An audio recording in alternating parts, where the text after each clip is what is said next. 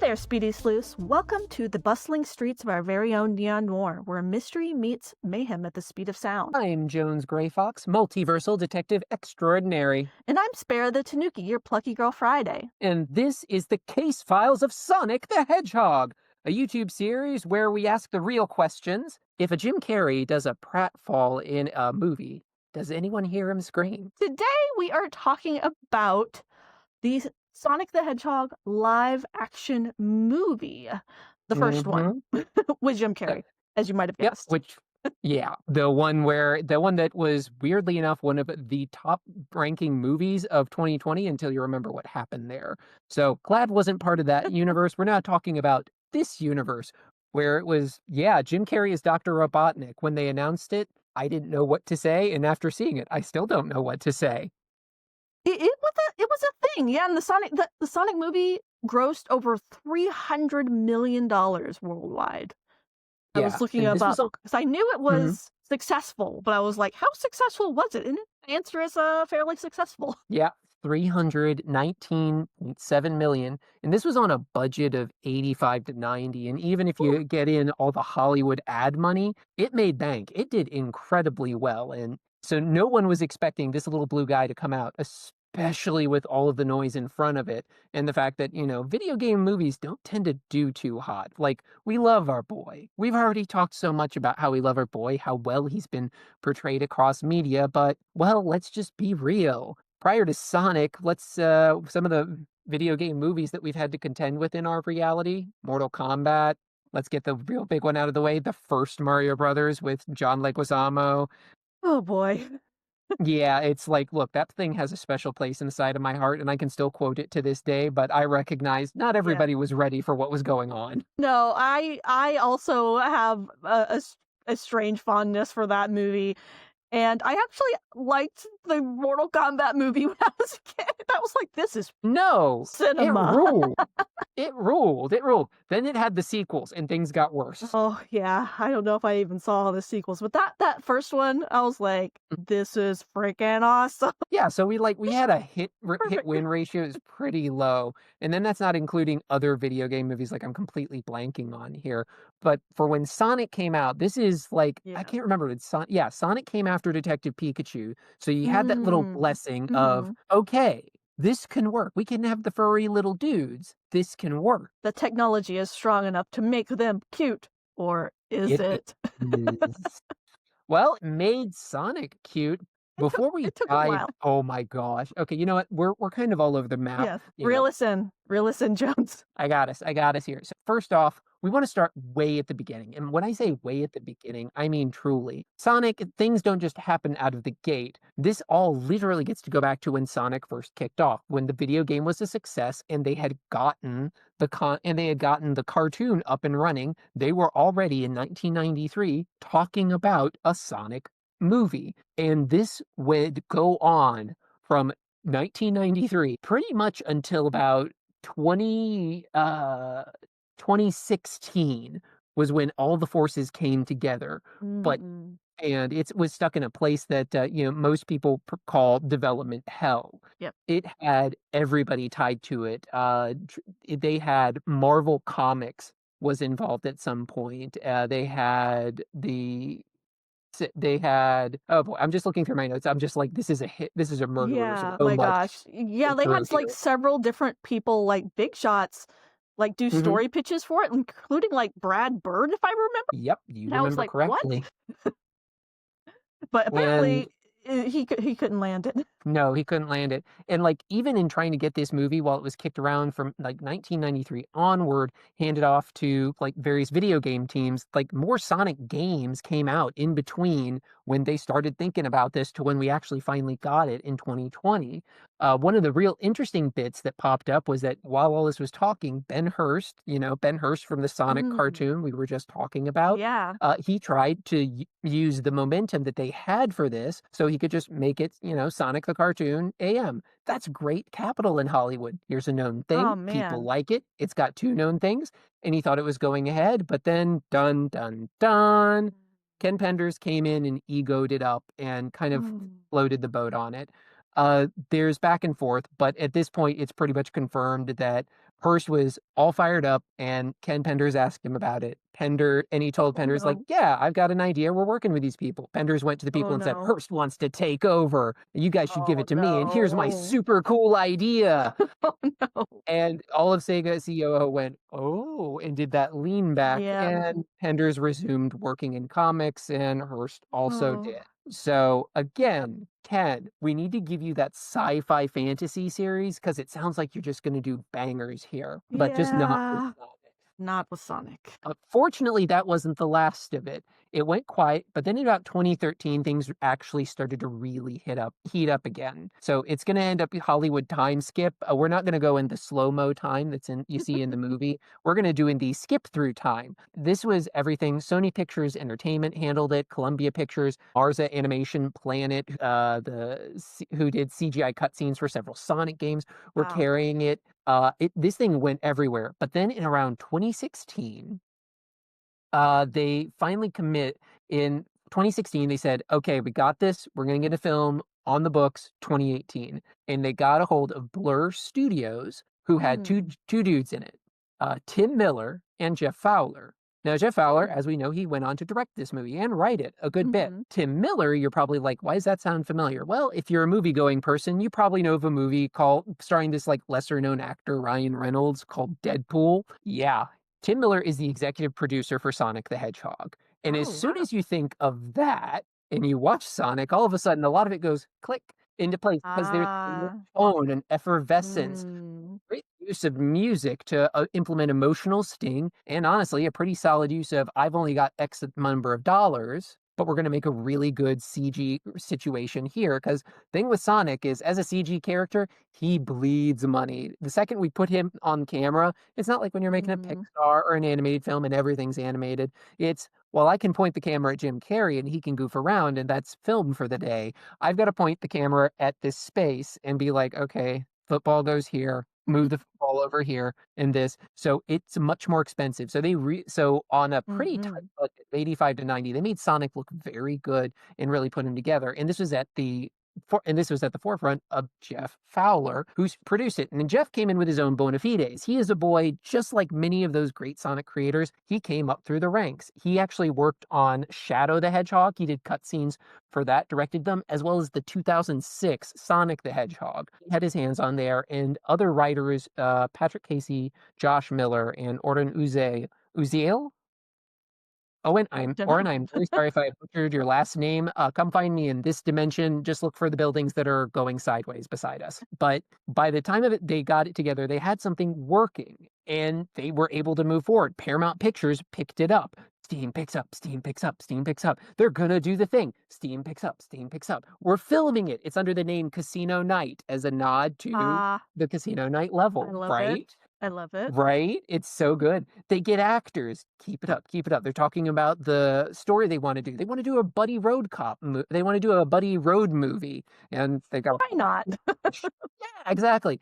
And so they've got all this good energy. They get a hold of James Marsden. And those of us know him as Cyclops. And this guy who for a while, he perennially was just acting across from small CGI critters. Like, if I had a nickel for every time James Marsden played across from an animated character, I think I'd have a couple of nickels right now, which may not be as much, at least 3, I want to say. Yeah, so, like, it sounds like James Marsden really believes in the craft of acting and using his imagination, because he's very good at it in this. But they got him, and then there came the big boom with Jim Carrey cast as Dr. Robotnik, which I was like, well, that's going to bring an energy. It did. We'll get to it.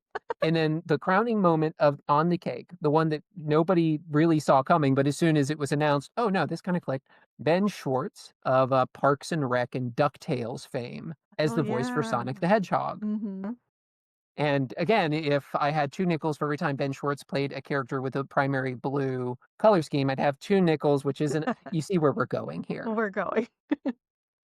You have at least 25 cents maybe now. I am ready to go buy a soda in the noir dimension that we're in. See, it's sold nice and cheap here. It was a little bit of a shift when Ben nailed it, but because everyone was thinking, oh, they'll just get Roger Craig Smith, who's been doing Sonic for years at this point. Like it's like Optimus Prime. You get Peter Cullen to come in and he does the boom. get with like Jaleel White, bring him back or something. I don't even know if he still does Seriously. voice acting. He's still around, isn't he? He is, he Okay, is. good. He does little bit stuff, and he has fun. Last time I saw Jaleel, he was on Drunk History as Martin Luther King, and it was terrific. Oh God, I might need to watch that episode. You might just need to. It's an excellent episode. But for this one, they got Ben, and that happened because he did a reading, he did a test reading, and because he was doing other projects, they were like, oh, okay, he's got what we're looking for. Yeah, he's got And so they the right moved energy, I think, for the character. exactly. Like the trick with Sonic as it has played, and the thing that worked for it with Ben's take was that this is truly a younger Sonic in the movie. So he has much more youth than he has the sort of heroic veteran slyness that Julia White has, or just that kind of free spirit, kind of Captain American vibe that Roger Craig Smith has injected into it. Still sarcastic, still Sonic. So the movie, they get to shooting the movie. They shoot it in like they did principal photography in Vancouver because when you look around like, this looks very Canadian. That's okay. Doesn't matter. It's very pretty. And they get to work on the animation. And they used, here's a fun one. They used Ted. Yeah, the bear. movie Ted with the bear. Yeah, that thing as an example of like, look, we can ground this character in a real world. I'm like, I would have thought, Roger Rabbit, I'll Yeah. take Hop. There have been other examples, but hey, this is what these guys locked onto. And in locking onto it, they were chomping at the bit for realism. They wanted Sonic to be real. Yes. So do we want to pivot to the design of Sonic? Let's do it. We have to honor our boy in all his forms, even the ones that, oh, I look directly at it. It can see me. It can see me. Oh no. Oh, it's just it's so yeah. So I was just playing in the background the updated trailer, but this is the original trailer. That the world was introduced to the design of Sonic. And the internet had a very strong reaction to this trailer. And we'll see why. Because they made Sonic like weirdly realistic and like he looks like the proportions are like a child in like a weird onesie. His eyes look weird, his nose looks weird. He has too many teeth and it's just upsetting, and it looks ugly. It doesn't look cute, it doesn't look charming, it doesn't look cool. It just looks ugly and upsetting and uncanny valley. And with that style included with, Jim Carrey being Robotnik, who I think works in the movie as much as you can make this character work in a realistic kind of setting. The Sonic character combined with the skinny Robotnik, I think just threw people for a loop. They're just like, what is this? This is so bad. And like you barely actually see Sonic in this trailer, because when you do, it's just horrifying. Like you see the teeth, like where I have a better screenshot. I'm looking at the teeth. I can see the teeth. The teeth. Oh no. And his hands are just they're white fur. Yep. His stomach is white fur. His like eyes are too small. And like the way they've like made his nose, like it just looks too realistic and weird. Gosh, the design of this is just like hideous. Yeah, and And people have dragged it pretty well. And I tried to dig in to see who owned this. And even from the get-go that they released this, the animators were like, so they didn't like what we did because apparently somebody had issue with the fact that Sonic's eye is joined, which is fine in a cartoon, fine in a comic book. The one big Sonic eye, we can kind of play it off.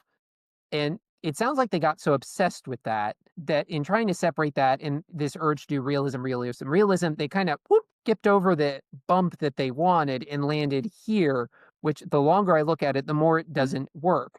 So, of course, as soon as this trailer drops and nobody's really talking about, oh, Jim Carrey, oh, whatever, is that this looks like crap or this looks great, they're all saying, what happened to Sonic? It's very sad. It's very uncomfortable. And now what impressed me here was one that this kind of pushback wasn't ignored. It wasn't blown off as fans being annoying. It was kind of like I think what was happening is everybody's like, we're not sure of this. This may be too Mm-hmm. hard of a swing. And then Yeah. the trailer hit and they went, oop, yep, too hard. So they walked it back. They said, so we're no longer gearing for 2019. We're going to 2020 and we're going to give it some time. Yeah, So I can't. they called in I, Hero, Tyson Hesse. yeah, I can only imagine what being in the art department for this movie must have been like. Because my idea is when they designed this version of Sonic, he probably was designed by committee, and we all know Yeah. what happens when there's too many cooks in the kitchen.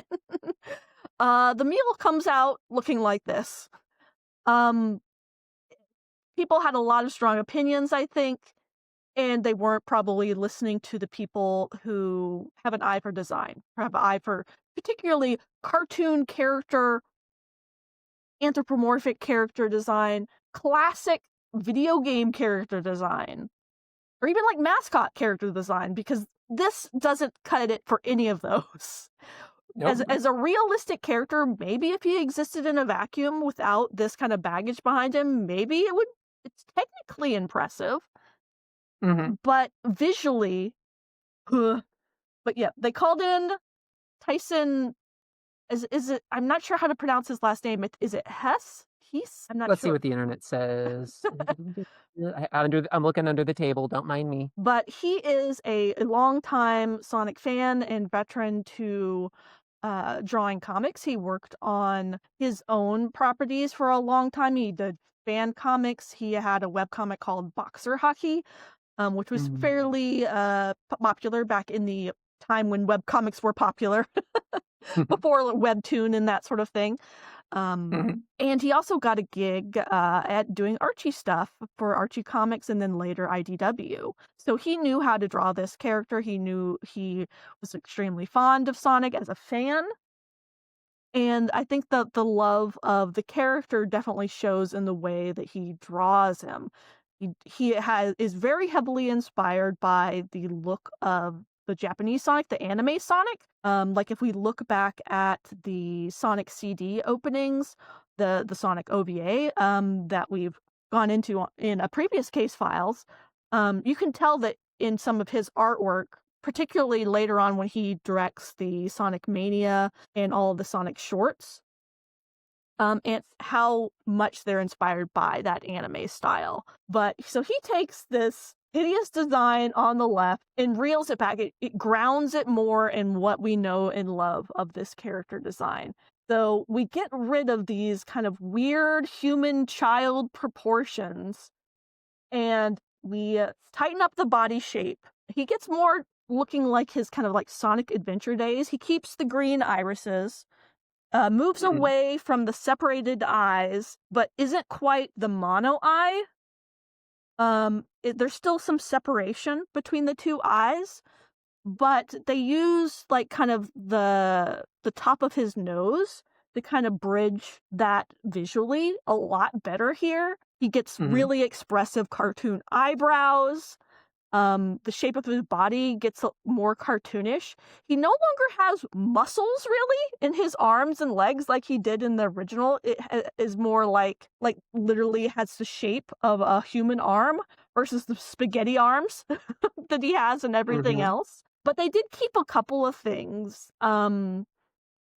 Instead of having the kind of flesh-colored arms like Sonic usually has in the comics and stuff, he still has blue arms in the movie design. They gave him slightly more realistic looking shoes, but these are actually real like Pumas that you can buy. Yeah, they had a deal going, so it was like kind of key that the Pumas showed as something that could be purchased. So that was leaning on him a little bit, but it's a tweak up, and it's in subtle ways too. Yeah. The previous Sonic was paler. Look at the color scheme that's happening here. Like this is somebody doing a photo manip, and even just doing a photo manip, you see why the one on the left has an offsetting feeling of like somebody running around at a convention in a suit they kind of cooked up in which you'd be like, okay, whatever, but it doesn't quite play because what we're looking for is what's on the right, exaggerated shapes. smoother lines. And when we look at what we finally landed with after Tyson put his pen to it, the colors are warmer where he's got facial fur and chest fur. The red is even more saturated. They basically bumped him up. They actually turned the blue in a different direction. Mm-hmm. So, and just the texture of his fur is now different versus what we had over there. Fortunately, for anybody who I don't know why was still a fan of the Sonic on the left, Those he got to exist. have somebody had there. Look, we're here talking about Sonic. There's somebody who was into that. That's probably Fortunately, he true. got a reappearance with tongue firmly in cheek in the Chippendale Rescue Rangers reboot movie as Creepy Sonic. There we go. Sonic. Where they talk about his teeth and the Oh hauntingness of my him. gosh, the So teeth. it ended up becoming a cultural zeitgeist. There is a moment that happened here that wasn't lost, but it took, and I dug around, and everybody's, at least on record, is saying this was above board. Paramount said, okay, we're going to push everything back, and we're not going to kick anybody's butts for this since we're going to own this. So they added 5 months to the production budget, 5 million to fix it up, Oh. and according to them, didn't do any overtime or crunch. That is frankly astonishing. They did so much work in those 5 months. I can't believe it. I can only applaud the artists for knowing. I think it's probably because they got probably much more clear direction from Tyson, and they were probably so relieved. Yeah, just like, Sam, let's move away from this alien monstrosity. So relieved. I can only imagine to have a clear direction, which is so much more visually appealing. They could keep all of the live action stuff. I don't think they had to change any of the live action stuff to fit this new character. Really, all they did was slot him in. Yeah. And actually, they didn't have to fully remove him in some cases, because sometimes he was just from the back, and you can just kind of like, fudge it. And sometimes it was just James Marsden running around with like a blanket covered, doll anyway, and Ben Schwartz over ADR going like, hey man, it stinks in here. So they were able to do a lot of cheat maneuvers, so it was doable, but it paid off in the end, and the result is stunning to behold. Yeah, it's a visually beautiful movie. Oh yeah, it's very pretty. It's got a strong visual tone. It's very saturated. It's very colorful. It's like in punching this up, they kind of punched up everybody else's colors, which helped out Jim Carrey because then his reds and blacks really popped and his whites were really vivid. So everything, like, it didn't go cartoony. Excuse us, we're the cartoony ones here. But it leaned into a more vivid reality overall, because when you compare the trailers side by side, you can see that they didn't change a flippin' thing. They just pumped up the saturation on all the colors. So it kind of felt like Sonic existed there with them, rather than bringing Sonic to a more naturally colored world. They made a slightly more colorful world for Sonic. It's a comic book movie. It's a video game movie. It deserves that punchier look, while still maintaining the appealing character design. Exactly. So, like, I'm sure so many fans breathed a sigh of relief when this new character design dropped. I know a lot of people were shocked that it even went back to the drawing board. And I can only imagine that how much the Sonic community thanks Tyson for his contribution on this film. Yeah, we were all just like, when the new look came out, and we're like, "Who?" It really cemented, because the more I dig around in this, the fact that no one person was owning this, and that even when they debuted it, hey, Donut Lord, even when they debuted his original look, they weren't going like, check it out, this is cool. There was so we made a lot of decisions, and we know that this original design person from Sega, actually several people from Sega weren't happy about how the eyes looked. But we're pretty committed to how the visual works with it was double talking even from the start. So it kind of made you think like, okay, nobody was in on this. So I think Sparrow's deduction that it was a bit of a committee situation. Do it. Look, trust to your artists, trust to their skills, trust their experience. Why do you think I look this good? Yeah, I can only imagine, like I said, what it was like in the art department there. But they pulled it off. This movie looks great. Some things about this movie aren't so great, but the style of it, I will give it that for sure. Oh yeah. But I think with that, we really covered mostly everything aside from the fact that, like, this thing also just did they did h they went hard in the music, like, when they were putting it Yeah, together, rewatching Tom it Holkenborg. Mhm. rewatching it recently, I was, struck by the music, especially. It's like, wow, they've got some, stingers and influence from the excuse me, from the games Mhm. sprinkled throughout, but they also have, like, big needle drops like Queen and stuff. Yeah. I was surprised. It really worked. Tom Holkenborg, who did the music for Deadpool, did the music here, because he'd worked with Miller before, and so he kinda worked from that perspective of chip tunes. He used a lot of synthesizers. He used a Yamaha digital FM synthesizer, similar to Sega Genesis Mega Drive console sound chip, so he could get that really good he wanted that sound. So even though it's not present a lot of the time, he's dialed it in. He's done that effortless little touch where, like, great composers, like John Williams, where even when he's not doing the big woo music, he's woven the music in so that you're in and enjoying the film right along with, you don't even notice it until you go, "Wait, what's that lovely sound? Aha." So, Yeah, really, Mr. really, Hulkenberg, thank you so much. really fun soundtrack. The only qualms I have is with the ending title song being a little bit corny, but Oh, yeah. it's the animation at the end makes up for it. Yep. But so do we want to dive in? We've talked a little bit about the characters already. We've Mhm. talked about a little bit about James Marsden Mhm. as Tom Wachowski, I believe is his name. Wachowski? Yeah. Um, They pronounce it Wachowski rather than Wachowski. I couldn't Wachowski. remember. And so he is this kind of like straight-laced cop, kind of bored at Sheriff. his job in the middle of nowhere, Montana. Green Hills, let's be Green real, it's Hills. Oh Green yeah. Hills. Green Hills, Montana. I have a screenshot. There we are. There it is. Small town Montana. He's Uh, bored as hell, working at a speed trap. And uh, let's see. So the other major characters, of course, we have Ben Schwartz as Sonic, who does an excellent Sonic voice, and it has the quippiness down, the slight chaos energy going there, the kind of childish glee. I think he did a pretty good job.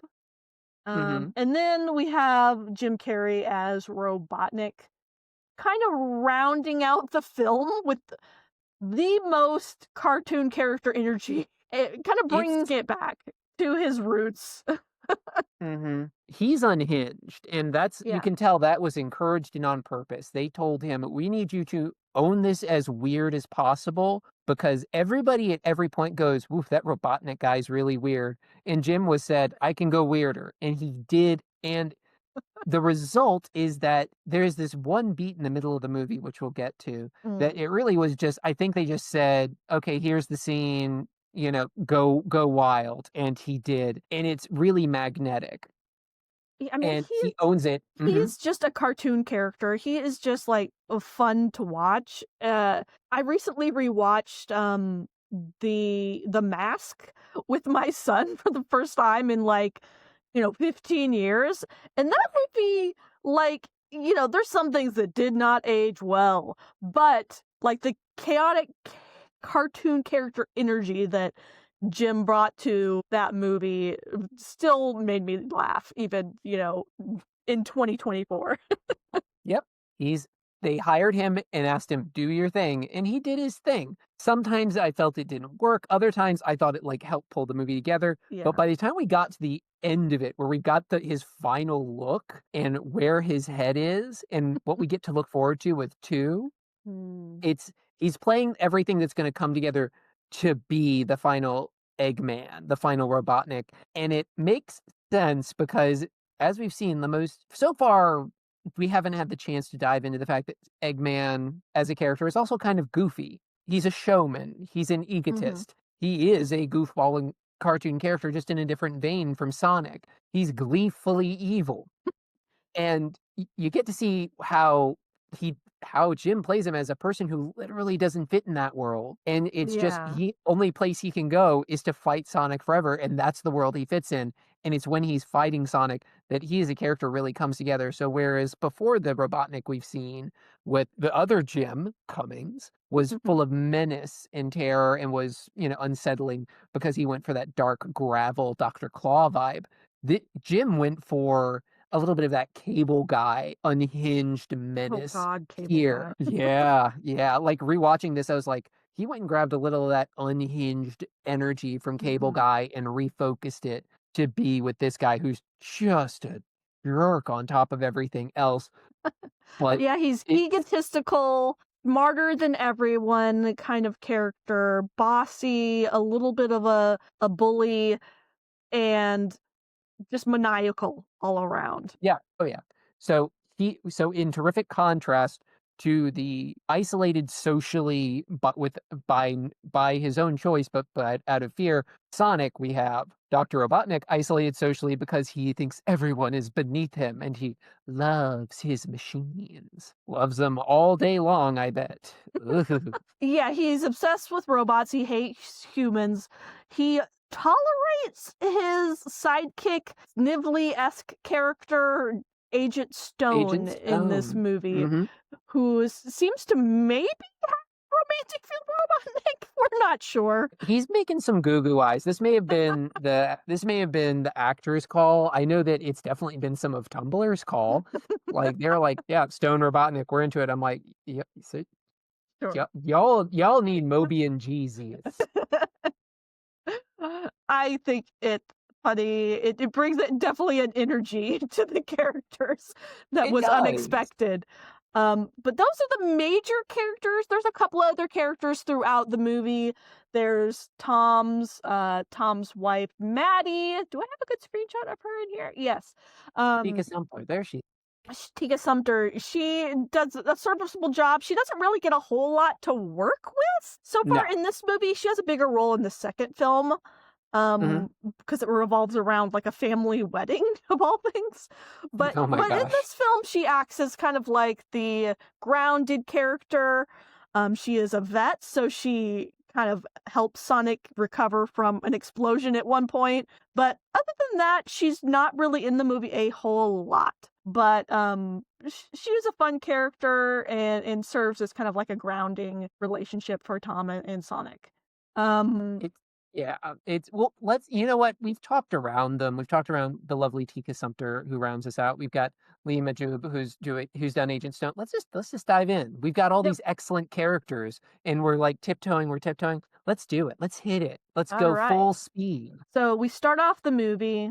Sonic gives us a little bit of backstory. How does it start off? He says, it starts off Well, with the kind of like, uh, how did I get here kind of opening, you know?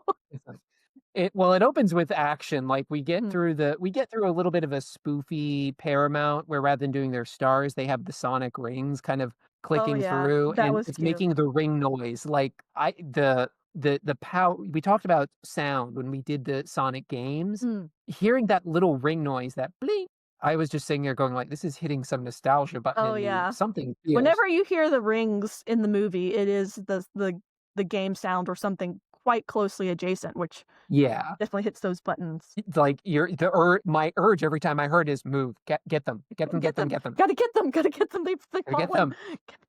Yes. So they did that little spoof, and then it kicks right to the action. So we're doing that in media res. Things are blowing up. Stuff's moving fast. Hey, it's Sonic. It's like, hey there.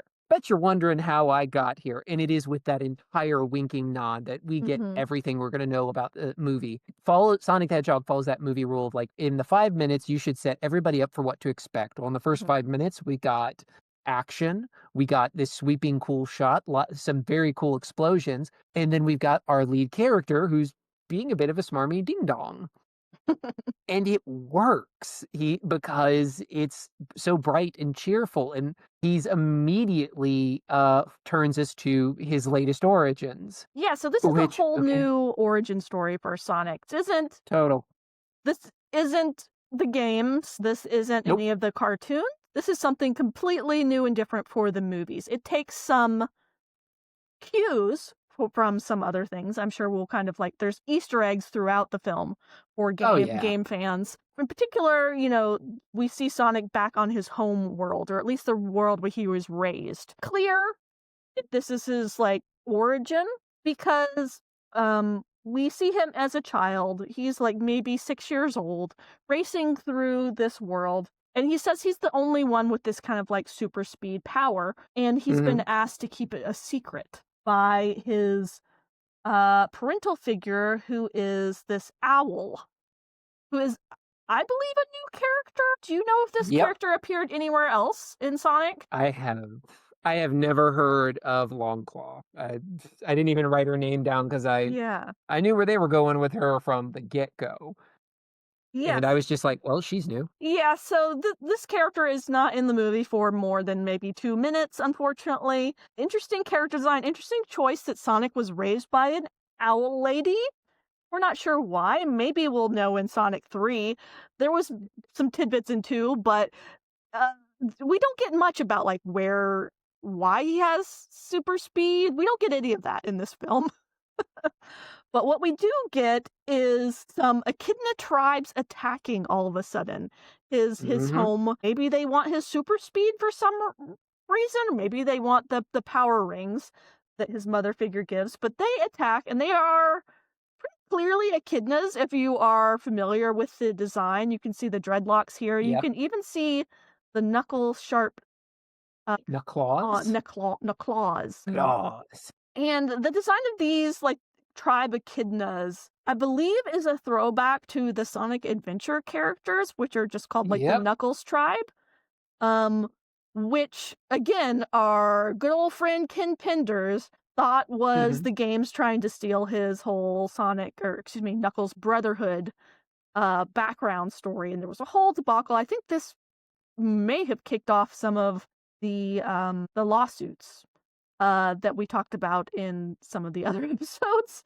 Maybe it was in the Knuckles episode. I can't remember exactly when we talked about all the lawsuits, but you can see they clearly have taken some kind of tribal kind of look and given them to these echidna characters. And I need to rewatch the second movie because I don't really remember why they're attacking or what the exact deal is, but I suppose we'll get there when we get there in 2. But sadly, we'll cover that ground.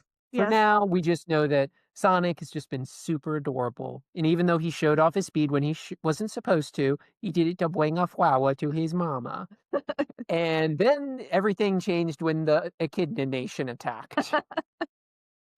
Indeed. So his mother figure tells him to run, to never stop running. She opens up a warp ring to Green Hills, Montana, the little town with a big heart.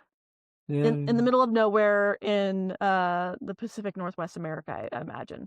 Is Montana in the Pacific Northwest, or is that Middle America? No, it is Pacific Northwest. Okay. That is PNW territory, and That's what I thought. they do a good job representing it. I have been there. It is gorgeous, and they capture a little bit of that loveliness in some of their wider shots, and it becomes this clearly idyllic place, and it's Green Hills. There isn't really a Green Hills, Montana. Green Hills Zone. It's supposed to be mountainous and green, and where Sonic is from, it's the first level. Do you get it? These are the Easter eggs, folks. Yeah, so we jump forward 10 years, which rewatching the movie, I was like, 10 years? That's a big jump. So we go from young baby Sonic, maybe he's about like 6 years old, 5 or 6 years old, to teenager Sonic, who has been just living by himself, basically acting as the local cryptid. Sonic has taken everybody's favorite dream to be, you too can be your town's local cryptid. You just have to be like Sonic. Believe it in your heart. And he's gotten a little goofy for it. In fact, because of that, even though the movie said 10 years later, the way he acted, I never got like a 14, 15-year-old vibe off of him. I got closer to a 12, 13, but he's been in isolation. That's going to throw off your maturity, and he has isolated. He goes through the beats and explains that he's totally fine, everything's really cool, and he uses his speed to pretty much watch everybody from a distance. He's designated James Marsden's character Donut Lord Tom, as kind of his surrogate family, and his wife Maddie as Pretzel Lady. So you have Donut Lord and wife Pretzel Lady. She has no bone.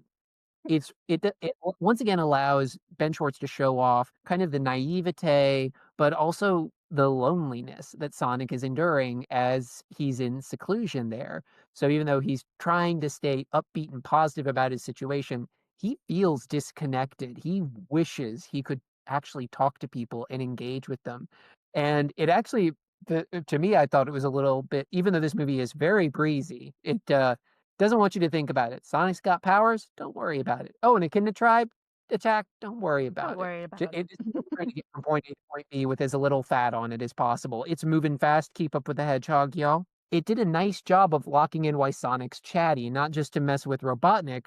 He's been alone, so Yeah. he's talked to himself a lot, so he doesn't Mm. have quite a modulated filter. Yeah, and there's like he gets a lot of his kind of like knowledge of the world from pop culture. He has like a bunch of comic books that he has like pilfered. He watches Mhm. movies from a window when I guess every weekend when Tom and Maddie have like a movie night together, he's watching Speed, Fast and the Furious. There's a bunch of different like action movie references throughout the film, Mhm. which maybe that's a nod to the parents watching this movie, like, oh, I get that reference.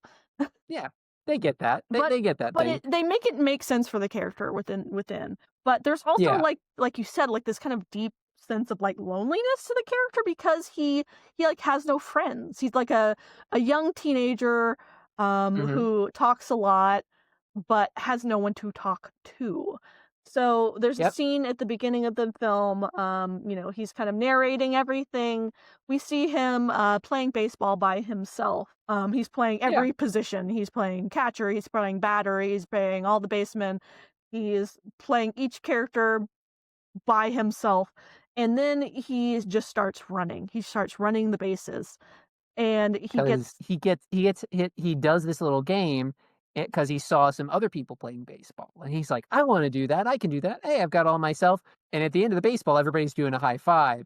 Sonic can do a lot of things. He can be in 2 places at once. He can't really high five himself in the way he wants. Mhm. So he just gets really emotional, and, he's a pent-up emotional teenager, and he does one thing he does really well, which is run. Gotta go fast. And he freaking runs. He runs hard. He runs so fast that he basically creates like an energy surge that knocks out the power grid for I think like the entire state Pacific or more. Northwest? Yeah, the entire Pacific The Northwest. whole of the Pacific Northwest. He basically imagine from above California across to Idaho. He took that out. So that catches the attention of, I guess, the US government because we cut to a Yep. scene where it's like a bunch of military looking people talking about it and they're like, oh, we got to bring in an expert.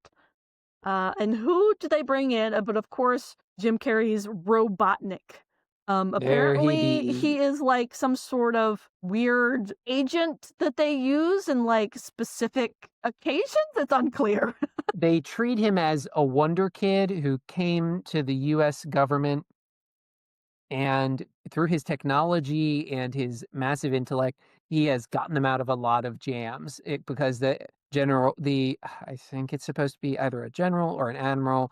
I look he had really inconsistent medals and things hanging off him, which was the point. He's a bit of a goofy character. Mhm. It's a little more airplane, a little less West Wing. Yeah. But he cites off a couple of things, and they go, "No, I've never heard of that." And that's because of Robotnik that you have it. So to kind of give him his kudos, he's their all-in-one James Bond Q guy. So he's got a lot of credibility riding on him, and they usually send him in for weird stuff to make weird stuff go away or get to the bottom of it. Mhm. So that's his lead in, but even when he brings him up and gives his bona fides, everybody's like, he's weird. He's a kook. And so you've got this Yeah. highly capable, also a kook, and then Jim Carrey steps out and you go, Yeah, so he comes in, like, the military has kind of like scrambled because of this widespread power outage. Um, and Robotnik comes in and he confronts like whatever military dude is there. And there's a bunch of like banter where he keeps on like cutting him off and insulting him. And it's a scene that's in several of those trailers, so you're probably familiar. But like, then he has like one line that I laughed and then cringed at in quick succession because like it's a pretty funny little setup, but then like the last part of it, I was just like, what? Gross. Do you know what part I'm talking about, Jones? I found the quote. It's like, so Robotnik is talking to this military guy, and he says, and nobody cares how proud your mommy is and that you read at a 3rd grade level. And have you finished Charlotte's Web yet? Spoiler alert, she dies at the end. But she leaves a big, creepy egg sack. And so, I don't know why, it was just so weird. It made me laugh. But then, like, his weird, like, egg robots come out of his truck. And then he's like, my babies. Ooh, look what came out of my egg sack. And I was just like, yeah. Oh, cringing so hard. I was like, yeah, you're not supposed to dig for it. And I think it's supposed to be that uncomfortable moment for him. It's like, I don't want to think about Robotnik's egg sack. Nope. But anyway, moving on. Sonic realizes that he did a bad and that he should probably leave because the military's coming after him now. So he takes he has a bag of magic rings that are warp rings. So if you think of a particular location and you throw the ring, you can use it to teleport to that location. So he goes into Tom's house for some reason, his barn or something, to, I guess, find a privacy to teleport. Tom. Well, the beats that happen, like, fortunately, I'm a little fresh on this, so sorry to step on you, but he runs back to his cave, grabs all his necessities. He's 15. I need all my comics, all my Flash comics. I need this hat and this half-eaten candle. You know, he's being a 15-year-old kid. He's being a little kid, and then he's like, okay, I'm all set. Throw the ring. Crap, the robots are here. Gotta run. I need someplace safe. So he went to the garage. It's a detached garage. Yeah, so he goes to Tom and Maddie's detached garage. And at the time, Maddie isn't there because Tom got some good news. While Sonic is over here having feels, and Dr. Robotnik, who one of the generals I just remembered called him a psychological tire fire. Which is a great way to describe Robotnik. Psychological. So while you have the psychological tire fire, Dr. Robotnik, we then have Sonic going through epic feels. You have Tom going through pretty normal stuff. He's a small town sheriff. He really wants to kick it up to the big leagues. He really wants to go and join the San Francisco PD. And you, Tom, I'm glad you got dreams. And fortunately, he gets them. And his wife, Maddie's very supportive. She opens up the cake, is like, who needs San Francisco? And he's like, oh, and she says, wrong cake. Open it up, the second cake. I always believed in you. And he's like, really? And she says, yeah. Tom and Maddie get a prolonged scene where they are excessively wholesome. Like, they talk. Maddie mentions that while she was going to veterinarian school, Tom worked 3 jobs to get them there. Green Hills is not a big town, so the fact that he was working 3 jobs meant there's a reason everybody knows who this guy is as their sheriff, and looks to him with such fondness and responsibility and trust. So he applied to the SFPD, and he got the call down. And so Maddie's like, I'm going to go ahead, hang out with my sister so that we can, lay the groundwork and you can do your thing. And we'll go there. So Tom's like packing the last of things up before he heads down. And that's when Sonic shows up in the garage. And when he does, Tom's talking to Maddie. He's like, oh, are you kidding me? It's the raccoons again, because they showed raccoons in the film. And so he's like, you know what? Hey, I've got an idea. And Maddie's like, is your idea my tranquilizer gun? Because it shouldn't be that idea. And he says, no, it's not it much. And he loads it. And she's like, that's for bears. Good. That means I know they will get knocked out. And so he goes off with the tranq gun meant for a bear, and he goes into, and what you saw in the trailer where he's like, okay, I'm checking it out, I'm checking out. Sonic is in there, Sonic's oriented, and he's like, okay, I'm going to throw my ring, I'm going to get out of here one last time. And he dithers. Like, it's very notable that Sonic dithers before he goes. One, because he's already pointed out he doesn't want to go to the place he's going to throw his ring to, Mushroom Planet. I've had some people say it's a dig at Mario, but that could easily just been like the planet of mushroom. Yeah, I've also heard that like, oh, maybe it's like the Mushroom Kingdom, like Sonic versus Mario was a thing back in the 90s, so I can see it, Huge thing. but there's also mushrooms in the games, but yeah. Yeah, so maybe it's dig, maybe it's not. Either way, it looks like a deeply unpleasant option for Sonic to bail off of Earth if people are chasing him, because that's what his mother figure did. Told him to hide and run, and when Earth got too hot, whoop, run to someplace else. So he's getting ready to throw it. He's dithering. Tom comes in, and Sonic's like, "Whoop." Sure, he's freaked out, and then Tom like zeros on him, and it's like, well, this is not the raccoon I was expecting. Freaks out because Sonic does the meow. Like, what the hell do I say? I'm standing right here. Uh, and so Tom freaks out, shoots him, and shooting with the dart. Sonic gets hit with the trank. Thank goodness he's Sonic the Hedgehog, who's he could probably take the trank from the bear easily. And as he's passing out, he's looking at Tom's T-shirt, which is very form-fitting, very, very flattering on James Marsden. By the way, James, nice job. Nice. Good on you. Thank you. Maddie, you are also attractive, but you are not wearing the tight San Francisco T-shirt that James Marsden was wearing as Tom. And as Sonic is gazing at this glory, no, he's gazing at the San Francisco T-shirt with the spire. He's like, San Francisco? That's what's on his mind when he throws the ring, but it lands awkward on the ground.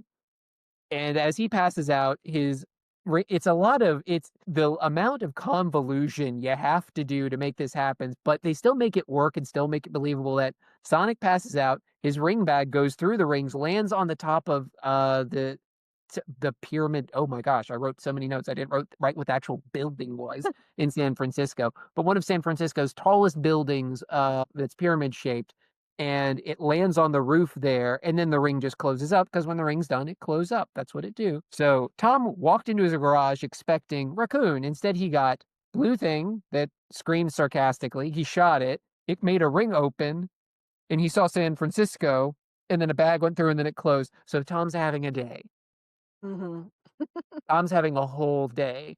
But the movie does not let us dwell on this. No, no, no. We're going to move to Sonic is now in a dog cage. Yes, so they have a dog, a golden retriever named Ozzy, I believe, and so they have a dog cage. It makes sense in the film, and Maddie is also a veterinarian. So Tom has like put Sonic in a dog cage, which eventually he wakes up, freaks out, kind of explains his situation, that he's in danger, and Tom shot him, so it's kind of his fault. So can you please help me? Sonic makes this plea, and Tom dithers a little bit. It's a little clear why Tom actually helps him, because he's supposed to be a cop. And for all he knows, Sonic is some like intergalactic fugitive or something. So, but at the end, he's, I guess, the cop with a heart of gold, and has a soft spot for critters. So he helps Sonic escape. And so they take to the road, and we get our buddy cop road comedy section of the film. Well, don't give it a total skip. In getting out to the road, he creates a running gag that would run through the rest of the movie. When Sonic's first explaining his bit, Robotnik shows up, having tracked Sonic because one of his robots caught Sonic's footprint and was able to zero in on that and figure out that this is no footprint from on Earth, because Robotnik's bona fides, even though he's a psychological tire fire, he's a brilliant one. And he wants to find the creature that looks like this, and he tracks him down to Tom's place, and he tries to psychologically bluff his way into Tom, and Tom catches him at it. Tom, he's not as smart as Robotnik, but he is more cunning than Robotnik, and that's fun to watch James Marsden be very normal in the face of Jim Carrey being Jim Carrey at him. And so Jim Carrey has to like brush his way through, and you get your first moment that Tom is a good guy, that like Sonic has given him all this stuff and given him this line, and he's not 100% sure. And okay, yeah, I shot him, and what the heck is even happening today? Let me hide this guy while this guy does his thing. But when he gets in and Robotnik spots the loose thread, i.e. a quill that Tom found earlier that Sonic shed, he's like, you either tell me where this creature is right now, or I'm going to kill you, dude. Sonic shows up. They get into a dust-up. Tom, boom, hooks Robotnik right across the face, and he drops like a sack, because it's like Jim Carrey is a string bean, and James Marsden in the movie is is very sturdily built. So when he hits, you're like, yeah, you can believe that this man Yeah. one KO punched him. And Robotnik does not like that. He is looking for Sonic, but he's also looking to beat the crap out of Tom for how dare you hit me. Mm-hmm. So like Tom knocks him out. One of Robotnik's robots like takes both Tom and Sonic for a ride and almost kills them. And so that's when they end up on their buddy road trip, trying to get away. In Yes. getting away, because Robotnik is connected to the government, they paint Tom as, well, a little bit of a domestic terrorist. Yeah. Which again kind of circles back to like, okay, why Mhm. exactly is Tom helping Sonic when this is getting him in capital B big trouble, and he is punching a government agent basically? It Yeah, so some of the motivation is a little bit like fuzzy, but yeah, it's hand waved away. Um, yeah. just Don't think about it. so they just kind of, hand wave, Tom's motivation a little bit. But this is a kids' movie. We're not looking for deep themes necessarily. Mm-mm. But we can tell Tom's a good guy. He wants to help out this kid that is in a scrape. So Yeah. they go off on their adventure. Sonic is slightly obnoxious in asking, are we there yet? Are we there yet? Can we stop and see the world's largest rubber band ball? Tom says no. Sonic goes anyway and is back in 3 seconds and brings him a mouse pad from the gift shop. Yep. And that's one of the running gags that Sonic has is like, I'll just go check it out. And it's not much. And it's a good gag. When you've got a character with super speed, you can do these jokes.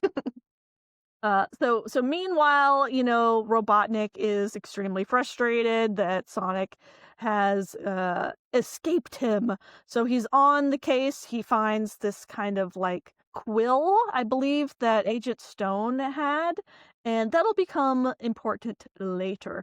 But in the meantime, Sonic and Tom pull up to a rest stop to get some snacks. Sonic gets Hmm. distracted and enters like this kind of like country western bar Roadhouse. roadhouse. Um and they kind of like a heart to heart there. Sonic is talks a little bit about, things that he wanted to do. They talk about bucket lists. And oh, I Hmm. have Sonic's bucket list. Someone took a screenshot and My gosh, get out. listed all of the things that are on his bucket list. So on Sonic's bucket list is eat a whole pizza, compete in a sport, find a genie lamp, sing the national anthem, tame a wild animal, learn parkour, do a slam dunk, a guitar solo, learn a dance, help a grandma, learn Spanish, embarrass Tom publicly, make a crank call, sail the high seas, start a bar fight, run along the Great Wall, make a real friend, dress up like Elvis, visit the pyramids, call a radio show, and win a costume contest. Man, Sonic's bucket list is kind of impressive. So by the end of the movie, I think he's done quite a few of these, which is interesting.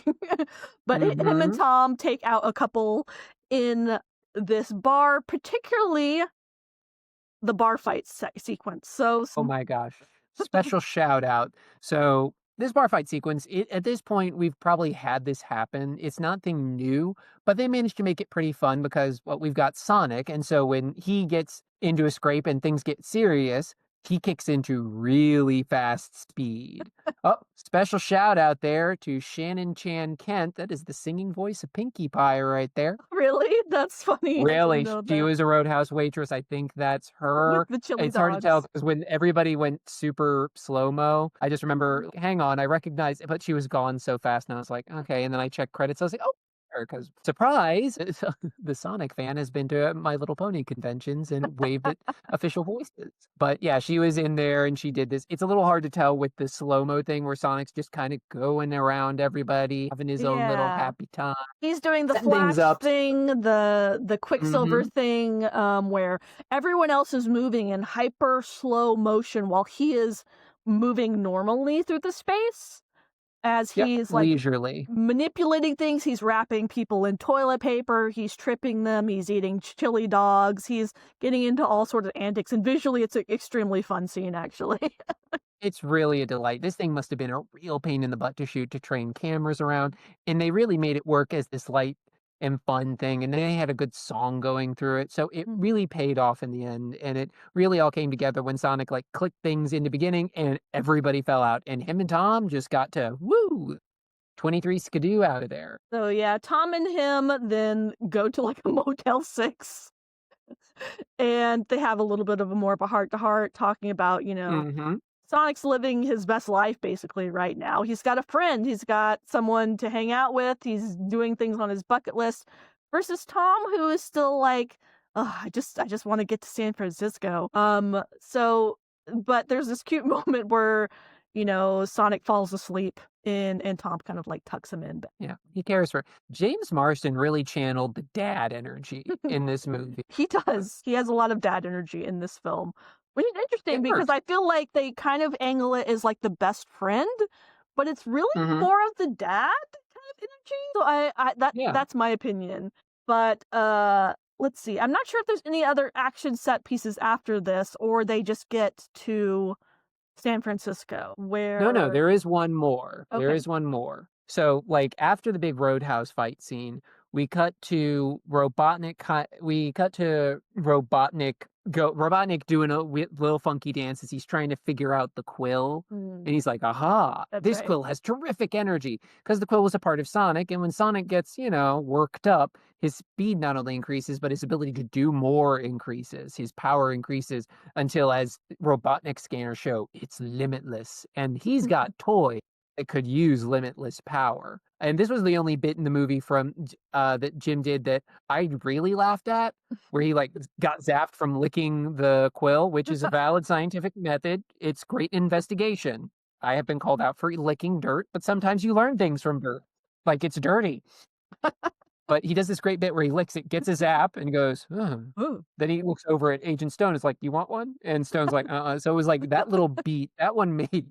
I was like, okay, that was pretty good. That was my. You cracked at the egg sack joke. I'm cracked at him like, oh, I've zapped myself. You want to Well, hit? it wasn't the Just egg that. sack joke. Well, it was a bit about Charlotte's Web, and then the egg sack part grossed me out. But Yeah, that is. but there's also like this another funny thing that Jim Carrey Mhm. does. Like Agent Stone brings him like a latte. Oh yeah. Is that in the scene? I think it's like Yes, after that the is. scene. It's after it when he's doing his. Well, it is. It is part of the scene where Dr. Robotnik's trying to work things out. He's Mhm. doing his weird little dance. He's in his like little genius headspace. It's weird, but it just makes it's the tone he set. It's a fun scene. It's very bizarre. You don't know where to roll with it, but at the end of it, Stone breaks him out by like, I brought you your latte with goat milk, and it's like, do you need it? It's like, of course I do. It's my favorite. Thank you. Like he's yelling Yeah, aggressively. he's like Like you can tell his he wires like are screwed. he like screams at him. He's like, "I love the way you make them." Exactly. That was another good one. Okay, no, it made me laugh too. Like that one, but the one that stuck out was just like the little business. Like you could tell that was a throw it in moment. Mhm. Like just Jim goofing around, and Yeah. it kept because him and the actor Rashid, they do a really good balance of like, I'm into you, you're amazing, you're awesome, you're terrific. I know I am. So it's a real fun dynamic that they have set up and they play into it well. So and after this scene, while Tom and Sonic are back on the road, Robotnik sends a drone after him, a big tank thing, That's right. and it comes at them just as Tom admits to Sonic that like he's leaving Green Hills, and Sonic's like, how could you leave? How did it like Sonic starts practically hyperventilating because it's like to him that's like another person walking away from him, and like for all of this movie is like, don't worry about it, don't worry about it. They're really dialed in on Sonic's emotions, like of everything that's got this poor kid worked up, like Yeah. Well, and he like fell in so. love with the Green Hills. I mean, that's where he's been for the last 10 years. And Mhm. he's kind of become part of the community as the local cryptid, Yeah. as the Blue Devil, as Crazy Carl And calls him. yeah, and he's affectionate right back to the town, and so to hear that the person he respects the most, his donut lord, the guy that he was probably very happy started talking to him and working with him and saving him, that's probably why Sonic tried to, like, strong arm him. He wanted to spend time with this guy. He wants him to be his best friend. And now he's leaving Green Hills, the place that he loves. Boo. And then Robotnik attacks. So, like, in the middle of this emotional moment, this problem shows up, and Sonic finds out he's got a little more kick in him than he thought he did, and was able to use a little of his blue juju to, like, trash iteration 1 of Robotnik's toy, which is this big 6-wheeled tank. So he trashes that, and then they think, oh, let's just drive off. And then this kind of motorcycle thing pops out, and they're like, okay. And so Sonic goes and wrecks that, and it turns into a unicycle thing. And and then comes the one who's like, this is one's mine. This one's mine. And he beats it with a mag light. And then even when that blows up, this little tiny guy pops out and then laser zaps off the top portion of Tom's truck. That's right. Like, it's this escalating series of ridiculousness until they finally get rid of it, or so they think. They finally destroy it, but it attaches a tinier bomb to Sonic's hand, and every time they try to wipe it off, it just reattaches to the next nearest thing until they successfully manage to get it off at some point. But even then, Sonic still gets caught in the blast and is hurt. He is unconscious. And so Tom, at this point, rushes him to San Francisco to Maddie. Yeah, unfortunately, I couldn't get any good screenshots of the scenes in Rachel's house. Yeah. But there's some pretty funny, like, comedic moments inside the house. Oh, yeah. So, Tom brings Sonic into the house. He has him, like, wrapped in some jackets or something. And he's like, I don't want you to freak out. I don't want you to freak out. And, Maddie's like, what? What's going on? And of course, the jacket falls off and everyone freaks out. Especially the dog Ozzy pulls the thing off of it, and there's Sonic and Rachel. Jojo, catch mommy, and poop. Rachel falls over. Jojo does not catch mommy. Jojo's staring at Sonic like we all stared at Sonic. You're gonna be my new obsession. kind of sidebar. For some reason, Rachel hates Tom. Maddie's sister, Rachel, hates Tom. Maybe because he's white and a cop. I don't know. It's never given. She's just like, she doesn't approve. She does not approve of their relationship and wants her sister to divorce this guy. Even though it seems like Tom is generally a nice guy, Rachel hates him. So while they are taking care of the unconscious Sonic, they like tie Rachel to a chair with a bunch of not zip ties. What are they? Bungee cords. Yeah. And so Maddie has Sonic out on, I guess, the kitchen counter. Tom's like, don't you have any smelling salts to revive him? She's like, I have human smelling salts. So she gets out the human first aid kit. She gets them out, and Sonic wakes up and immediately gotta go fast, or something like that. And he zooms around. Yeah, no, flips out. He's all over the kitchen. Maddie freaks out, has a moment with Tom where she's like, I've been cool up to this point, but what the hell is going on? And in the meantime, we get a kind of like sweet scene because Sonic's poor shoes that he's been wearing through the majority of the film are just like mismatched, half torn up. The bottoms are completely worn out. So Rachel's daughter, I guess Maddie's niece, brings him a brand new, very conveniently fitted pair of Sonic shoes for him to wear. These, I believe they're like, I saw something like they're Puma mesh women's running shoes, actually, which makes sense, I guess, with the household that he's in. But they look almost identical to, Sonic's iconic running shoe from the games. That's the point. It is this kid making that attempt, and it works because, she's literally about Sonic's size. So she's probably like, shoes that'll fit this guy. Let's help him out. It's very sweet. Like, she's looking at him, and you can see the bottom of Sonic's feet through the shoes, through the socks. Like, you can tell where he puts his feet the most. The animators did a good job of showing like where he wears it down. So when JoJo gives him the iconic shoes to give him the iconic look with a lot more padding, it's going to take him a little while to wear down this tread. Not made by Uncle Chuck and can do anti-gravity and all that fancy stuff. But at least he's going to have a fresh pair of kicks so that, he's not running around practically barefoot here. And he gets it. It's the marker that makes this a family kids movie. The kid gets to contribute, even if just a little bit. Here you go, Sonic. And he's like, hey, think?" She's like, "Looks good." And Sonic gets his final look. He is in the final costume. Fortunately, it's just a pair of sneakers. Mhm. So Tom convinces Maddie to help them. And they need to go to this tower in San Francisco. Yep. They can't just Sonic can't just run up there. Apparently the roof needs some sort of key card access or something. So Tom has to pull out the Mhm. his badge and say, "Hey, I need to get up to the roof." There's a jumper. Yeah, there's a It's like, jumper. "Came all the way from Montana," and she's like, "Pretty serious," and she's like, "Okay, whatever, dude." So they make it up to after there's another scene that's in a lot of the trailers. It's where they have Yeah. Sonic packed in a black duffel bag, and they are going up the elevator, and there's a couple of people in the elevator with them, and Sonic's like, "Hey, hey, let me out of here." And someone's like, "Is that your child in a duffel bag?" And Tom's like, "Oh, it's not my child." Yeah, just Tom reading the room wrong, and Maddie just like, "Oh god, what do I say? Say nothing, say nothing." And Tom's just blithe. He's just like, Tom ruled the object of just audaciousness.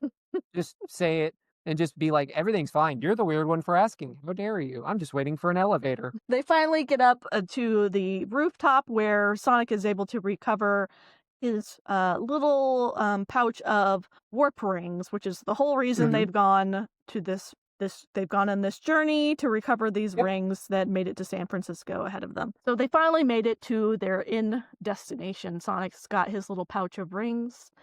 And now it's time for him to go to the mushroom world, the mushroom kingdom. Wink, wink, nudge, nudge. But Yep. he It's doesn't want to because he's finally made a friend. He loves this world. Mhm. The only reason he has to leave is because of Robotnik chasing him. And so Yeah. he kind of falters a little bit. He decides, I don't really want to leave. And, there's a little bit of like a cute moment where, Mhm. Tom and Sonic are quipping, and Maddie's like, "Y'all sure are cute. We're not cute. We're bros." We're totally bros, and they do that. The thing is like, "We're not cute." They're like this. And because of the dithering, that allows Robotnik to show up with, as you can see in the clip over there behind him, with his death eggs. And he's like, "I'm gonna catch you, Sonic." And Sonic's like, got an idea. He kicks Tom and Maddie off the building and enters Sonic time. And it's just like that time in the Roadhouse. He's like doing all his stuff. He's like horsing around with the missiles. Oh, he's batting bullets out of the way because he's so fast. All the while that he's doing this, Robotnik's finger is getting closer and closer to this button that's going to connect Sonic's quill to the jet that Robotnik's flying in.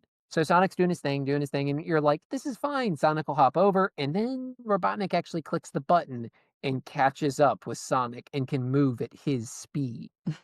Yep, it is good. He managed to fire a beam that hits Sonic. I don't know how the beam fires at Sonic's speed, but don't worry about it. Don't worry Don't about it. worry about Hand it. wave. It's all science. Don't think about it too hard. I did. Ow. And so Sonic gets knocked off and he's like, "Ugh, oh no, oh no, I was supposed to deal with these people." He's trying to grab a warp ring and he can't quite reach it, so he plucks a quill. A cute little moment. He plucks a quill and then like grabs it from the air, like, "Ugh," to catch it, throw it, and it's to Green Hills. So Tom and Maddie go back to Green Hills. Sonic lands in a tree back in San Francisco, and all the rings hit, and they make the noise. Mhm. The ring spilling everywhere. "Oh no, we gotta get him Gotta get him noise. So it's very before the fitting. boss Sonic has battle." hit the dirt, and he's got the rings everywhere. He's about to do a boss battle, and Robotnik is like, "I can catch up with you now, lore, lore, lore." And then Sonic's like, "You want to run? Let's go." He does the ring pickup. Bless him. Bless him. Not just for the sake of plot, but just for that little part of my brain that's like, "I have dropped the rings. I have to put them back." And off he goes, and we've now caught up with, which I kind of like the movie's implication that like Sonic in the span of this fight has been like, "How did I get here? Oh yeah, that was fun." Like he remembers everything leading up to this point. And Mhm. he's just like, "Let me tell you about this." He's just talking to himself again. So I like the kind of implication of that. That's a fun little beat. Yeah, so we see Sonic being pursued through San Francisco. Explosions abound. There's an illegal left turn. And then Sonic starts using the warp rings to warp throughout the world to try to throw off Robotnik from Yep. the chase. So he actually crosses off a couple of items from the bucket list. He Yep. walks on the Great Wall. He runs up a pyramid. He assaults a mime in Paris. That wasn't on the bucket list, but that happens. And Robotnik, because he's Jim Carrey, goes, "Pardon me, monsieur," like he says in French, because the Pardonnez-moi. energy. Pardonnez-moi, there it is. Yeah, there's a bunch of like quips going back and forth. I think he calls him Eggman, I think, at one point. He does. And they eventually find themselves back in Green Hills again. For the like climactic battle. Yep.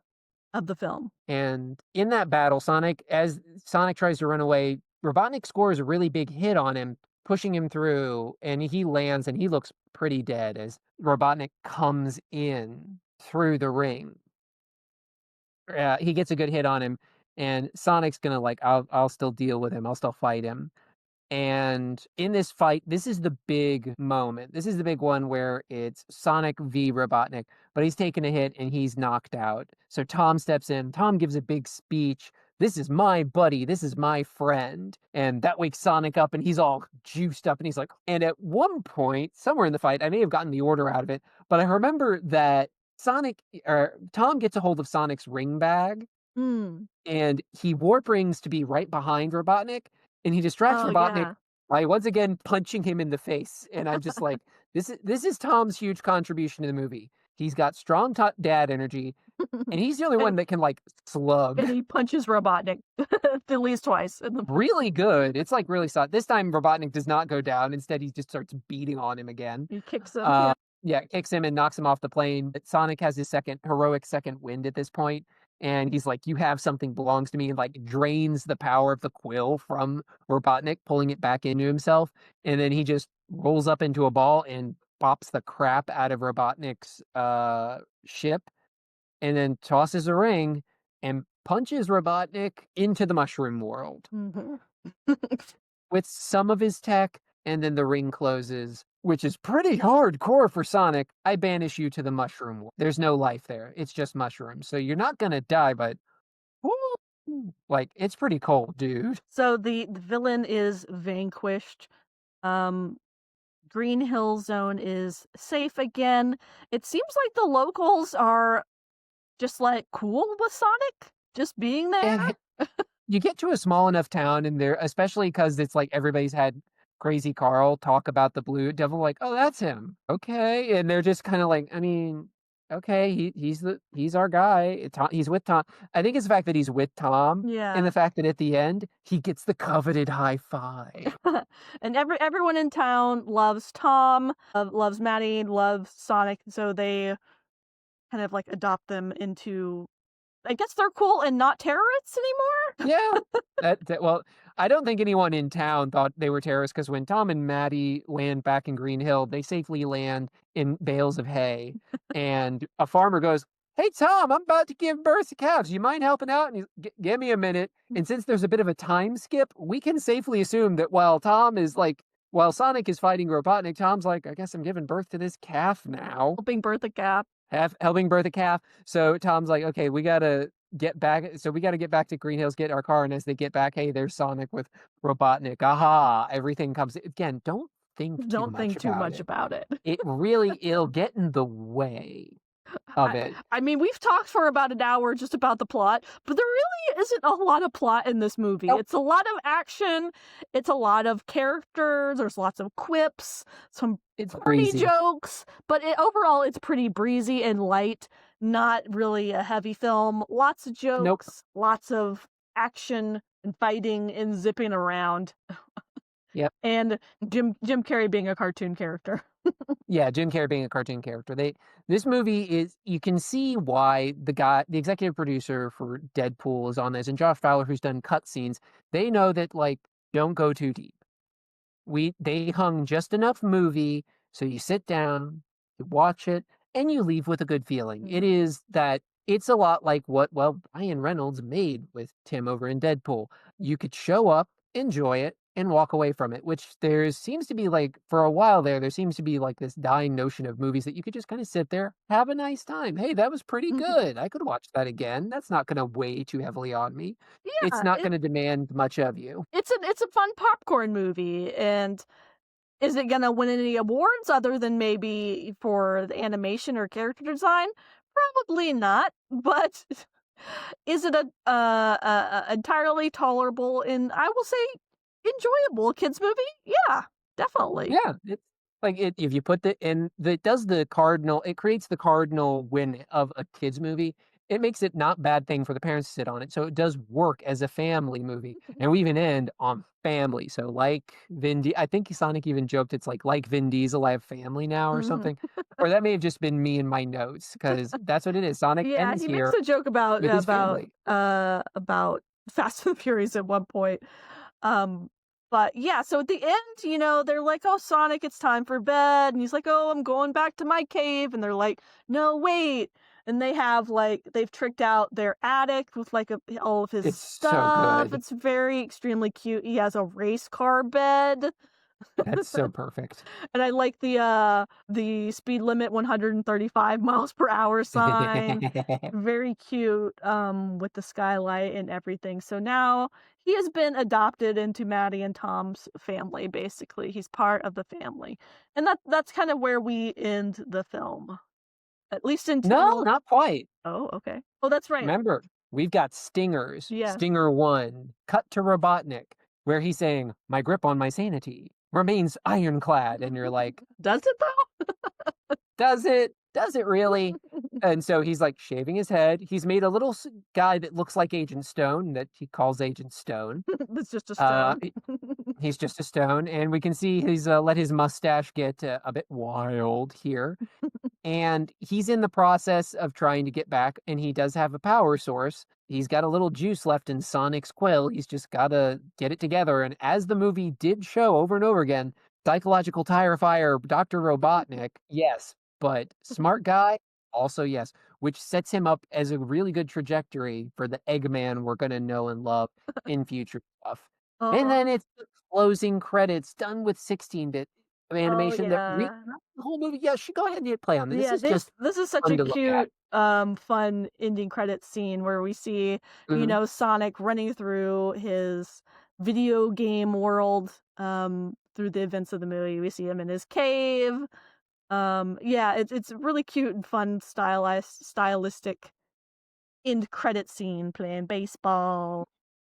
And I'm releasing his energy throughout everything. It does a total recap, and it treats it like a video game, slightly more, and then they've got like some song "Speed" by Me going that kind of fits. It's a little poppy, it's a little whatever. I love that they made Fun song, like it's fun, but it's a kids movie song. Like I felt like yeah. all the other songs, like the needle drops and the video game music throughout the movie were good. This was the Mhm. only one that I was a little bit like, oh, it's a little cringy, but it's fine. It It's fits. fine. We'll let it pass. And we're like, okay, it's the movie. It's over. Or is it?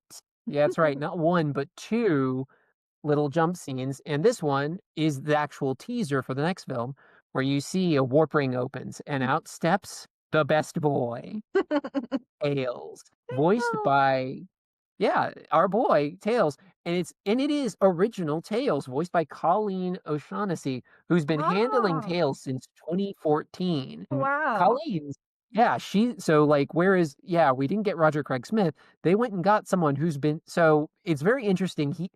She makes Tails sound like Tails, whereas Ben kind of imbued his own energy to Sonic, and we're like, we're Mhm. good. And when we get to Sonic 2, we'll definitely talk about Idris Elba as Knuckles. Oh, we Colleen will talk O'Shaughnessy about Idris Elba. we will. We will. But Colleen O'Shaughnessy locks in, and she's great here, and she's been great in other things. Like I know she won my heart even before she got to Tails because she voiced Sora from Digimon and Jazz Fenton from Danny Ah, Phantom. I So she's had a storied career, but like when she got to kick her chops out and she wore a gold dress to the movie, 'cause she Aw, knows, gets it, cute. and I'm very excited to hear her handle Tails in the sequel. Cause just this little bit here, I went, and at first, my partner, when she was watching it with me, she's like, "Is that the original voice?" I'm like, "No, it's not the original," because I was going all the way back to Sad AM, and I'm like, "That's Yeah. definitely not."